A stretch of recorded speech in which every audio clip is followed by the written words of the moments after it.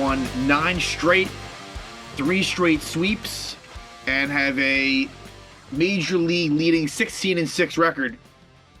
This team is really firing on all cylinders right now. And I've complained about them failing to have that killer instinct, the ability to really get these sweeps. And they have done that. They have now swept Cleveland, swept Baltimore, swept Kansas City, taking advantage of what is easier opponents. But it means something when you do it to that extent, right? You go 6-3 against those teams. That's all well and good. That's all well and good, but that might come back to bite you when you play the tougher teams. When you go 9-0, that's taking advantage of a situation. And so now the Yankees find themselves in a good spot. And I think there's a lot to like, of course. But at the same time, I'm very interested in this Blue Jays series. Yankees will be going to Toronto, and this is after the Yankees played 4 games against the Blue Jays at Yankee Stadium, and that was a split. I'm expecting this game this series to go 2 out of 3. Honestly, if I had to predict, because I do respect Toronto, I think Toronto probably wins 2 out of 3. But I don't think we'll see a sweep. These are arguably 2 of the best teams in the AL East and, honestly, all of the American League. So can the Yankees carry this momentum? We'll see. But for now, it's been great. They are, like I said, 9 in a row and 11 of the last 12. So really, they responded after what was an embarrassing Baltimore Orioles series. Totally embarrassing. We fast forward now 2 weeks later, and the feeling is completely different. Also, acknowledging, like I said, that the schedule has been on the light side, but still, we complained when the Yankees lost 2 out of 3 to Baltimore. So you can't, so you got to be happy when they come through against teams like that. But for the Yanks, I feel like the key player that is really, and there's a lot of players that have been great, but Aaron Judge, I think, when I think about this winning streak, he has been the key. He struggled, for Aaron Judge standards, definitely struggled through the first 13 games. Ever since this 9-game winning streak, he has been on an absolute tear. He's up to 8 home runs now. He's up to like a 300 batting average. I think OPS is probably around 1 or so. So it's just been really amazing what we've seen from Judge, and it's been great. And I thought in this series the Yankee starting pitching wasn't its really sharp self, but yet they were in different ways. Cortez, Cole, and Severino, they were able to keep the team in the game, in some cases even better than that. But I thought Kansas City did a good job of kind of making it tough on those pitchers. But again, the bullpen was fantastic. Seriously, the bullpen was unbelievable. They didn't give up a run. They did not give up a run this series. Right. Amazing. Just that bullpen has been absolutely fantastic. So for the Yankees in this one to start things out, it would be early where the home runs began. And this wasn't like a series about the home run ball, but it certainly was in the first night and in the first inning, where it would be Anthony Rizzo who hits a 2-run homer. And so Rizzo continues, after coming off of a really great Baltimore series, gets the job done early against Kansas City. In this one, it would be Josh Donaldson, and it'd be Josh Donaldson on the bench for the first game, and Joey Gallo as well. So as the Yankees got Tim Locastro in the lineup, and so Anthony Rizzo, 2-run homer, gives the Yankees 2-0 lead, and then Giancarlo Stanton, back-to-back home runs. He homers, makes it 3-0. But Nestor Cortez, it was a struggle early, as the Royals would get an RBI double by Salvador Perez, and then in the bottom of the second, really an interesting inning where Bobby Witt doubles, but then he's picked off by Cortez, and Glaber, instead of throwing it over to, I believe it must have been LeMahieu at third. It was. I don't know why Glaber tried to outrun Bobby Witt or catch up to him. Luckily, it was a bad call by the ump, where Glaber pushes Witt off the bag and they call him out. That should not have happened. So Mike Matheny gets ejected after that. But unfortunately, the struggles would continue for Cortez. It's a 2-out single. And then there's a pass ball by Higashioka. And I feel like Higashioka's defense has been just his season overall so far. I don't think, like, Gary Sanchez being gone, which I will, it's great. Sanchez, there's a reason why the Yankees, part of the reason why the Yankees have such a record is just Sanchez. It was addition by subtraction. With that being said, Higashioka, it's become a 50-50 type split. He even lost like his partnership with Garrett Cole. Trevino's got the last 2 starts with Cole. So anyway, Higashioka pass ball, and then an RBI single by Michael A. Taylor makes it 3-2. And it would stay that way for a while. Cortez was able to get the win. He did get through 5, so give him credit. Cortez was able to figure it out, and Cortez actually gets his first win, which is pretty nice. So we move ahead to the bottom of the 6th, where Jonathan Loaisiga comes on and pitches a 1-2-3 inning. And it's a good sign that Loaisiga is kind of back on track. So the Yankees keep this 3-2 lead. And the big inning, 2 big innings in the 7th and the 8th. In the 7th, you get a 1-out single by Connor Falefa, and then a 2-out rally. 2-out walk by Higashioka, which was actually a very good at-bat by Higgy. And then an RBI single for DJ LeMahieu, just, again, looking like his old self, makes it 4-2. And then the big blow would be an Aaron Judge 3-run homer to right center field to make it 7-2. So Judge with a really big home run, and that's really what the Yankees needed. Then Chad Green comes on, pitches a scoreless 7th inning, and in the 8th, the Yankees really blow it open as you get a 2-run homer by Gleyber Torres and a bases-clearing double by Kyle Higashioka, makes it 12-2. It would be Lucas Littke for the 8th, pitches scoreless inning, and this game actually ends in 8. As it starts raining, they don't play the 9th inning, so the Yankees win it 12-2 in 8 innings. Really, a game that was close for a while, but the Yankees broke open in a major way. And so, you head into game 2 looking to win the series, and you got Garrett Coleman. I did not think Garrett Cole looked all that sharp, but yet he went 6 scoreless innings, 6 shutout innings, and he gets the win in that one. This would be a game that would see Aaron Judge on the bench. So Aaron Judge, who had been playing a lot lately, sits in this one. Joey Gallo also, interestingly enough, in a game where he does go 2 for 2, he does leave the game with some groin tightness. So Gallo did not play the Sunday game. We will see what happens with Joey Gallo as they head to Toronto. My hunch is that he doesn't play the first. He might, but it seems like an injury that maybe not isn't quite to the level of injured list, but it's something. And maybe it could still be an IL situation. So it sounds like it's nothing serious, but they're still figuring it out. So, but the Yankees, they're able to kind of chip away. It wasn't pretty at all, but the Yanks are able to kind of just chip away in the 2nd, 3rd, and 4th.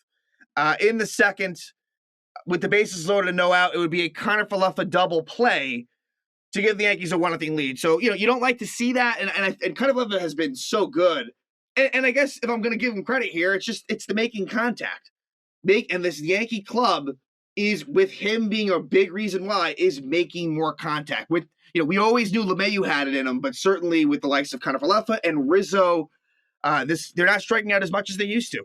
So going to the 3rd, it would be bases loaded, 1 out, and a sac fly for Gleyber Torres. So the sac fly has been more of a thing for the Yankees, and that's a great sign. As the Yankees would get another sac fly in the 4th, in a 1st and 3rd situation, Connor Falefa gets a sac fly to score Aaron Hicks, and it gives the Yankees a 3-0 lead. Cole pitches the 6, like I said, through 6. Wasn't pretty, but he gets it done. And then Miguel Castro pitches a scoreless 7th. A big play was a 1st and 2nd spot where Benintendi lines out to Rizzo. He throws to Connor Falefa and doubles off the runner. So then we head to the 8th. Clay Holmes just doing what he does. Pitches a scoreless 8th inning, and then Aroldis Chapman pitches a 1-2-3 9th. So the Yankees win it 3-0. And then the last game of the series was definitely the most interesting, I would say. And this would be a start from Luis Severino. And this was Severino's worst start. But give him credit that he was able to get through 5 innings. I did not think that Luis Severino really pitched all that well, but yet he ends up keeping the team in the ball game. And it started out well as Aaron Judge hits a mammoth dead center field 450-foot shot to give the Yanks a 1-0 lead. And this would be a game where Miguel Andujar would get the start. So no Anthony Rizzo and no Gallo, as I had said. So Rizzo gets a deal, but Rizzo would eventually pinch hit, but Andujar gets a start on left and actually gets a couple of hits in this game, but him and Clark Schmidt, who also pitched in this game, would be sent down to the game because of the roster decrease from 28 to 26 that would start on May 2nd, which is tomorrow. So you feel bad for Andujar, who really, he's a major league player. He is. Absolutely he is. But he gets sent down, and I'm not surprised by it. And then also Clark Schmidt. It's a deep bullpen. Clark Schmidt has options. He's looked great, Clark Schmidt, but he gets sent down as well. But kudos to those guys. They really were key contributors in today's win. So, like I said, Judge gets that home run to give the Yanks a 1-0 lead. But then we head to the third inning. Severino gets into some trouble, and it would be a leadoff home run by Michael A. Taylor to tie it up at 1. Then Cam Gallagher singles with 1 out. Merrifield single, a walk to Benintendi, and then a wild pitch by Severino. And this was, definitely a wild pitch, but Higgy, I don't know, would have liked for him to stop that, but I digress. And then it would be with 2 outs, a right down the line RBI double by Carlos Santana, very close to fair or foul, but it was ruled fair. And it gives the Royals a 3-1 lead. They would add to that in the 4th. Bit of sloppy defense. You end up in a first and second situation, and Cam Gallagher bunts. And Josh Donaldson, he should have just taken the out at first. Instead, he tries to get the out at second, throws it away, and the runner scores. So it makes it 4-1. But, you're in a tough spot. But Severino, because at that moment, it was in that moment when they do the sack bunt, I think it was first and third. I believe it was, I'm almost certain it was a first and third situation. And Severino doesn't give up a run. It was either first and third or first and second. Severino shuts it down right there at 4-1 when it looked like this could just be a blowout. So then in the 5th, key inning for the Yankees, they are able to get to the Kansas City starter, Daniel Lynch. And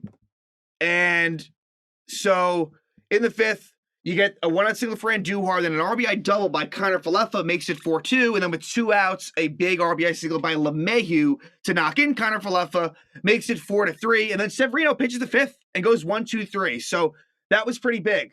Then in the 6th, a failed opportunity for the Yanks. They get first and second no outs against a new pitcher. Glaber pops out, Hicks pops out, Andujar pops out, and then Clark Schmidt comes in and pitches a scoreless 6th, keeps it at a 1-run game. Then in the 7th, it would be the inning where the Yankees would take the lead. Connor Falefa with an amazing at-bat, a 12-pitch at-bat where he draws a walk.